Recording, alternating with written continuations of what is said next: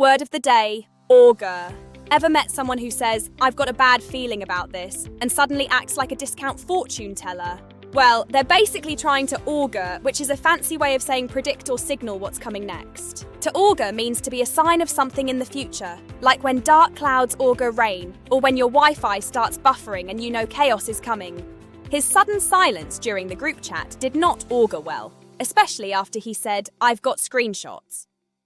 Hit subscribe because learning one new word a day augurs extremely well for your brain and your ability to sound smarter than your friends.